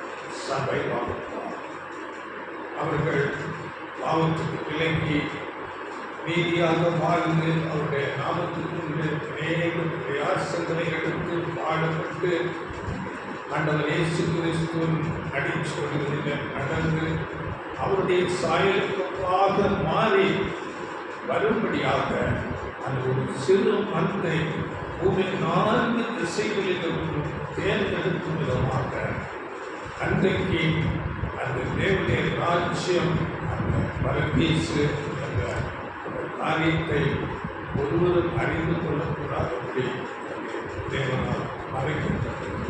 அதுதான் அவர் அங்கு என்ன பேசப்பட்டது என்று அவரால் உணர்ந்து கொள்ள கூடாதது போல அதை குறித்து அதிகமாக பேசவில்லை. அடுத்ததாக இந்த காரியத்துக்கு ஒரு அடையாளமாக ஒரு வசனம் நமக்கு இருக்கிறது. ஆண்டவர் இயேசு கிறிஸ்து உயிர்த்தெழுந்து பரலோகத்துக்கு ஏறி போகும்போது அங்கே சீசர்கள் கேட்கிறார்கள், இந்த காலத்தில் எங்களுக்கு இந்த ராஜ்யத்தை கொடுப்பீர். ஏனென்றால் அவர்கள் மேசியா வருவார். மேசியா வந்து அந்த யூதர்கள் அன்றைக்கு இஸ்ரேல் ஜனங்கள் அங்கே ரோமுக்கு அடிமைப்பட்டு இருந்தார்கள். அந்த அடிமைத்தனத்திலிருந்து விடுவிக்கப்பட்டு அவர்கள் ஒரு அந்த மேசியா ராஜாவாக இருந்து அவர்கள் தனி ஒரு தேசமாக இருந்து ஆளுகை செய்வார்கள் என்று எதிர்பார்த்து இருந்தார்கள். அதை கேட்கிறார்கள். படியுங்கள் அப்போஸ்தலர் 1ஆம் அதிகாரம் 6-7. அப்பொழுது கூடி வந்திருந்தவர்கள் அவரை நோக்கி, ஆண்டவரே, இக்காலத்தில் ராஜ்யத்தை இஸ்ரவேலுக்கு திரும்ப கொடுப்பீர் என்று கேட்டார்கள். அதற்கு அவர், பிதாவானவர் தம்முடைய ஆதீனத்திலே வைத்திருக்கிற காலங்களையும் வேலைகளையும் அறிகிறது உங்களுக்கு அடுத்ததல்ல. பார்த்தீங்களா? இப்படி அங்கேயும் அந்த காரியத்தை ஆண்டவர் மறைக்கிறார். இப்படி சில காரியங்கள் தேவனால் மறைக்கப்படுகிறது. நீங்கள் இப்பொழுது செய்ய வேண்டியதை மாத்திரம் செய்யுங்கள். நீங்கள் சென்று 8ஆம் வசனத்தில் நீங்கள் போய் சாட்சி பகிருங்கள் என்று சொல்லப்படும். அப்படியே பவுலுக்கு இந்த 3ஆம் உலகம், இந்த பரதேசு, ராஜ்யம், பெரிய ஆசீர்வாதம் எல்லாம் காட்டப்பட்டது. ஆனால் அதை சொல்லும்படியான அதிகாரம் கொடுக்கப்படவில்லை. இப்படியாக தேவன் அங்கே பவுலுக்கு இப்படி ஒரு விஷன், ஒரு தரிசனத்தை காண்பித்து அதை இன்று நாம் அறிந்து கொள்ளும்படியாக வைத்திருக்கிறார். ஏனென்றால் இந்த சுவிசேஷ யுகம் இப்பொழுது முடிவுக்கு வருகிறது. அதனால நாம் தேவனுடைய ஒரு அன்பின் திட்டம், மேலான காரியங்களை, ஞானத்தை, அன்பை நாம் உணர்ந்து கொள்ளும் விதமாக நமக்கு இப்பொழுது அறிவிக்கிறார். நாம் அறிந்து கொள்ளும் போது தேவனுடைய அன்பு எவ்வளவு பெரிது என்று அறிந்து அவருடைய மேலான திட்டம் நமக்கு வெளிப்படுத்தப்படும் போது நாம் ஒரு இடத்துல அதிகமாக விசுவாசத்தை பெற்றுக்கொள்ளும் விதமாக அவைகள் நமக்கு இப்பொழுது வெளிப்படுத்தப்பட்டிருக்கிறது. இது நாம் தானியேல் கூட அநேக தரிசனங்கள் காண்பிக்கப்பட்டது. அது கூட அங்கே நாம் தானியேல் 12:4 படிக்கும் போது இவைகளின் உடைப்புள்ளாக முத்திரைக்குவை என்று தேவன் ஒவ்வொன்றையும் அதிபரின் காலத்தில் அந்த சத்தியங்களை வெளிப்படுத்துகிறவராக இருக்கிறார். நமக்கு இந்த நாளில் தரிசனத்தை இதை நமக்கு என்ன பாடம் என்று நாம் பார்க்கும்போது, அங்கே அன்றைக்கு அப்போஸ்தலன் பவுலுக்கு அந்த தரிசனம் வெளிப்படுத்தப்பட்ட போது அவர் அங்கே தரிசனத்தை பார்த்து அப்படியே தன்னை தாழ்த்தி தேவனுக்கு முற்றிலுமாக கீழ்ப்படித்தார் என்று நாம் படிக்கிறோம். அப்போஸ்தலர் 26:19. ஆகையால் அகிரிப்பா ராஜாவே, நான் அந்த பரம தரிசனத்துக்கு கீழ்ப்படியாதவனாய் இருக்கவில்லை. பார்த்தீங்களா? தரிசனத்தை பார்த்து பவுல் எப்படி அங்கே கிறிஸ்தவர்களை ஒடுக்கிக் கொண்டு அங்கே வெறிக்கொண்டிருந்தாரோ எல்லாம் முற்றிலும் மாற்றப்பட்டு முழுமையாக தாழ்த்தி தேவனுக்கு கீழ்ப்படிந்து அந்த தேச கிறிஸ்துவுக்காக அநேக பாடுகளின் வழியாக இன்றைக்கு நமக்கு இந்த தரிசனம் வேத வசனங்கள் மூலமாக வெளிப்படுத்தப்பட்டது. அதனால இந்த தரிசனத்தை நாமும் இப்பொழுது கண்டிருக்கிறோம். இந்த வசனத்தை உண்மையாக அப்படியே ஏற்றுக்கொண்டால் நாமும் அந்த தரிசனத்தை பார்த்திருக்கிறோம். அதனால நாமும் வசனத்தை விசுவாசித்து முற்றிலுமாக கீழ்ப்படிந்து நாம் அந்த பவுல் எப்படி நடந்தாரோ அப்படியே நாம் கீழ்ப்படிந்து அதை தாழ்த்தி அந்த தேவனுடைய ராஜ்யத்தில் ஆண்டவர் இயேசு கிறிஸ்துவோடு ஆளுகை செய்யும்படியான பெரிய மேலான ஆசீர்வாதத்துக்கு வரும்படியாக தேவன் நமக்கு இந்த வசனங்களை தியானியுங்கள். இப்பொழுது இனி இந்த உலகம் பெரிய ஒரு அழிவுக்கு போகிறது, அக்கினிக்கிரியாக வைக்கப்பட்டிருக்கிறது என்று பேர் எழுதுகிறார். இன்னும் ஆண்டவர் இயேசு கிறிஸ்து கூட சொல்லும்போது இந்த உலகம் ஒரு பெரிய அழிவுக்கு போகும் என்று சொல்லுவதை லூக்கா 21ஆம் அதிகாரத்தில் சொல்லுகிறார். 35ஆம் வசனத்தில் பூமி பூமியில் எங்கும் குடியிருக்கிற அனைவர் மேலும் அது ஒரு கண்ணியை போல் வரும். கண்ணியை போல அழிவு. அது திடீரென எப்படி கண்ணி என்றால் ஒரு விலங்கை ஒரு கண்ணியில் மாற்றுவதால் அறியாமல் திடீரென்று இந்த உலகம் பெரிய அழிவு நேராக திடீரென்று சதிதியாக அழிவுக்கு போகப்படுவதால் இருக்கிறது. அதனால 34ஆம் வசனம், உங்கள் இதயங்கள்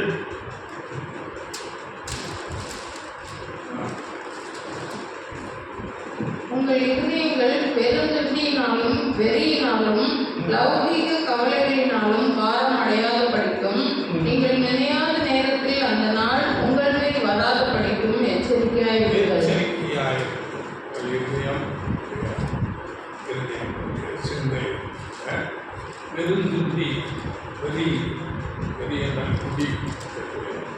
அதாவது பிடிக்க மாட்டார்கள் கிறிஸ்தவர்கள். ஆனாலும் இந்த வெறி என்றால் அநேக காரியங்களை சிலர் வேறு விதமான உலக காரியங்களில் ரொம்ப ஆசையோடு, அதாவது நான் பெரிய பேர் புகழ்பெற்றுக் கொள்ள வேண்டும், இல்லாவிட்டால் பிள்ளைகளை பற்றிய காரியங்கள் தெரியப்படுத்தி படிக்க வேண்டும், இன்னும் அநேக காரியங்கள் நான் பதவிகளும் பெற்று உலக காரியங்களாக அந்த ஒரு சிலர் யோசித்து சிலர் ஸ்போர்ட்ஸ் காரியங்கள் எப்படியாக இது பெரிய இப்படிப்பட்ட காரியங்கள் தான் பெருந்தினாலும் வெறியினாலும் லௌகீக கவலைகள் உலகத்தால் கவலைக்குள்ள பாரமடையாதபடிக்கு எச்சரிக்கையாக இருக்கும்.